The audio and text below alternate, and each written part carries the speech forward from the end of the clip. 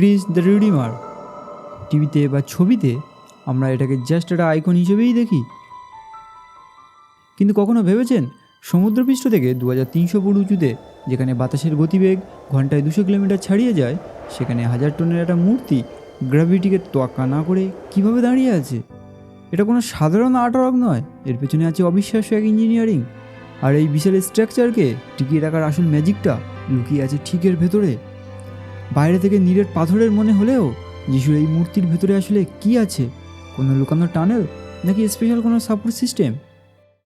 এই সিক্রেট আর কাজের বিশালতা বুঝতে হলে আমাদের টাইম টেবিল করে ফিরে যেতে হবে 1921 সালে।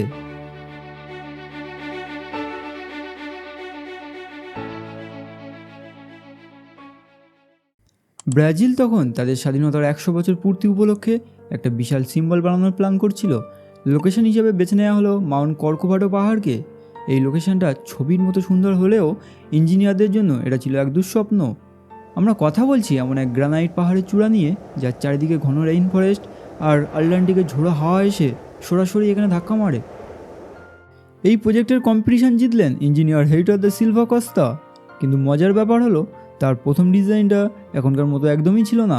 তিনি ভেবেছিলেন যিশুর এক হাতে এক বিশাল ক্রুশ আর অন্য হাতে একটা গ্লোব ধরে থাকবেন। কিন্তু পাবলিক এই ডিজাইনটা নিয়ে রীতিমতো হাসাহাসি শুরু করলো। তারা ব্যঙ্গ করে নাম দিল খ্রিস্ট উইথ দ্য বল। এই প্রাথমিক ব্যর্থতা কস্তাকে বাধ্য করলো আর্ট আর ইঞ্জিনিয়ারিংয়ের একটা পারফেক্ট অ্যানালাইসিস করতে। শেষমেশ যে ডিসিশনটা নেওয়া হলো সেটা ছিল জিনিয়াস। মূর্তিটা নিজেই একটা ক্রুশের আকার নেবে। ডিজাইনটা ছিল আর্ট ডেকো, সিম্পল মডার্ন, কিন্তু এর সাথে জড়িয়ে ছিল এক বিশাল টেকনিক্যাল প্রবলেম। ক্রুশের মতো ছড়ানো হাতওয়ালা একটা স্ট্রাকচার কীভাবে ওই উচ্চতায় ঝোড়ো বাতাস সহ্য করবে? 1920 দশকে সবচেয়ে বড় প্রবলেম ছিল মেটেরিয়াল সিলেকশন। অনেকেই চাপ দিচ্ছিল স্টিল ইউজ করার জন্য, যেমনটা আইফেল টাওয়ারে করা হয়েছিল। কিন্তু কস্তা একটা রিস্ক এবং অফবিট ডিসিশন নিলেন। তিনি বেছে নিলেন রেইনফোর্সড কংক্রিট।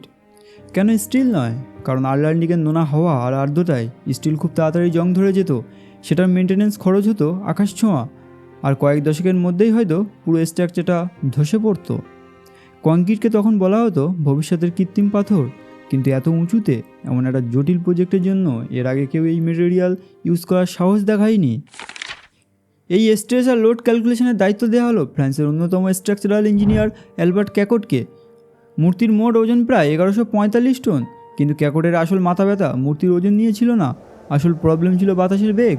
মূর্তির দুই ছড়ানো হাতের দূরত্ব প্রায় 28 মিটার, যা এক বিশাল পালের মতো কাজ করত। হ্যারিকেনের সময় স্ট্রাকচারে প্রতি বর্গমিটারে শত শত কিলোমিটার প্রেশার পড়ে।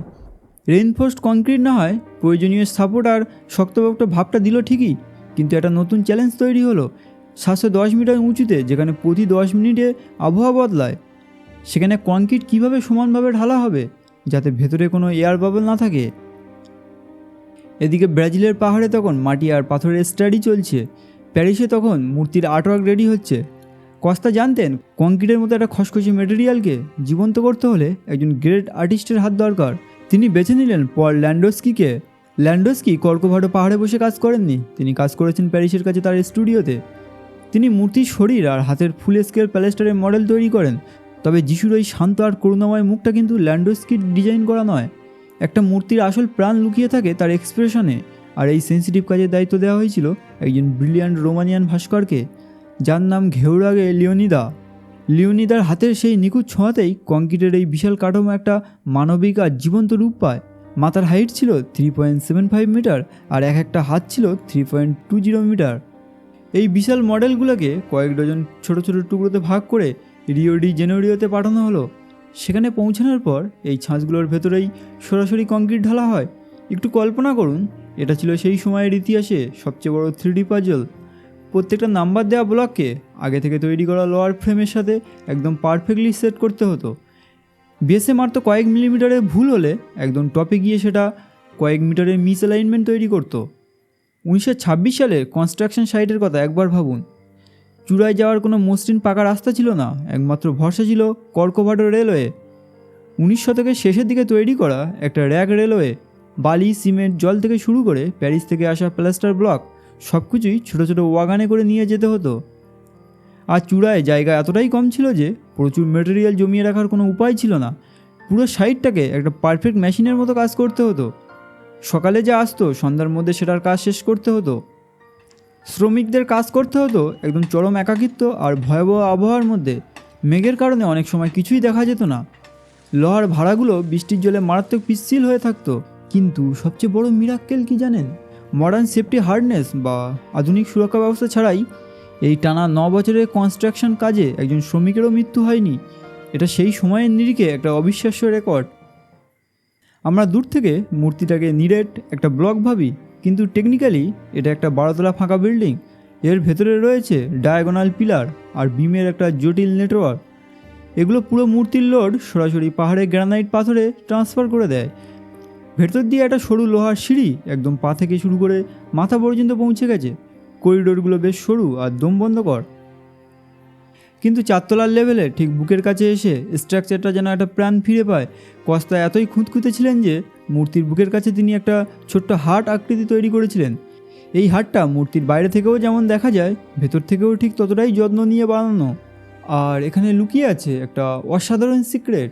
এই হার্টের ঠিক ভেতরে একটা কাঁচের বোতল লুকানো আছে, যেখানে কস্তার ফ্যামিলি ট্রি বা বংশ তালিকা রয়েছে।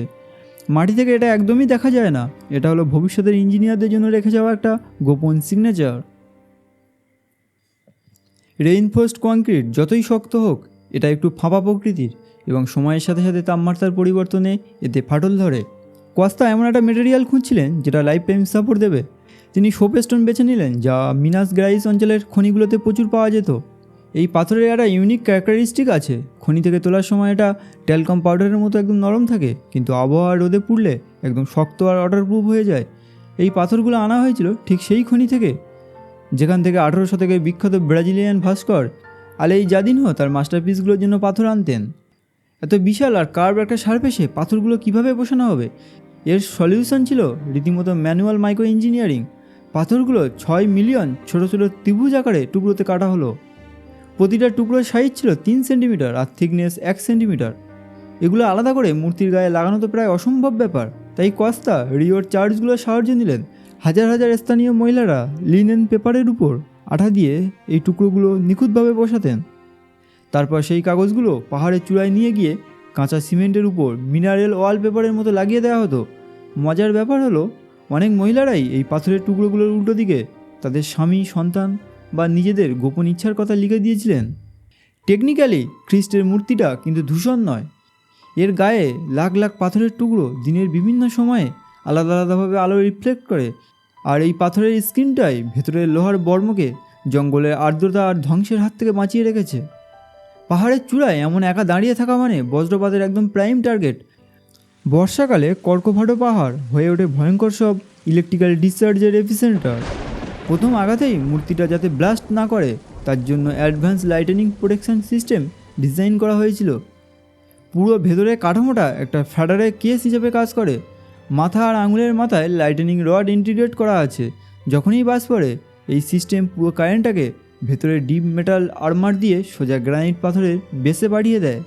কিন্তু টপিক্যাল বজ্রপাতের পাওয়ার এতই বেশি যে অনেক সময় সোপস্টোনগুলো ইম্প্যাক্টের চোটে সরাসরি বাষ্প হয়ে যায়। 2014 সালে এমন এক ভয়ঙ্কর বজ্রপাতে মূর্তির ডানাতের বুড়ো আঙুল ভেঙে যায়। এই ধরনের রিপেয়ারের কাজ দেখলে শিউরে উঠতে হয়। স্পেশালাইজড ইঞ্জিনিয়ার যারা একই সাথে প্রফেশনাল ক্লাইম্বার, তাদের মূর্তির মাথা থেকে দড়ি ঝুলিয়ে একদম শূন্যের উপর দাঁড়িয়ে কাজ করতে হয়।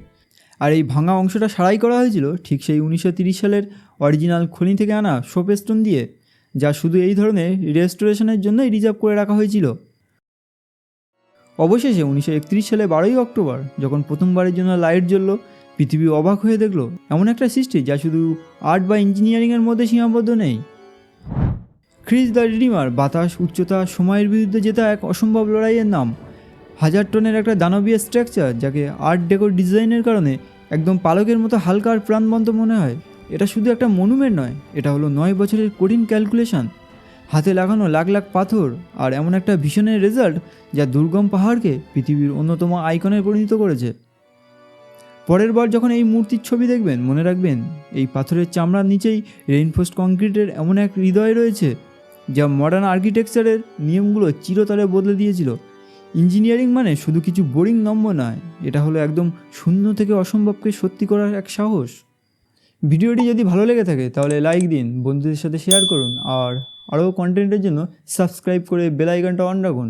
ততক্ষণ ভালো থাকবেন, দেখা হচ্ছে পরবর্তী ভিডিওতে। Good bye.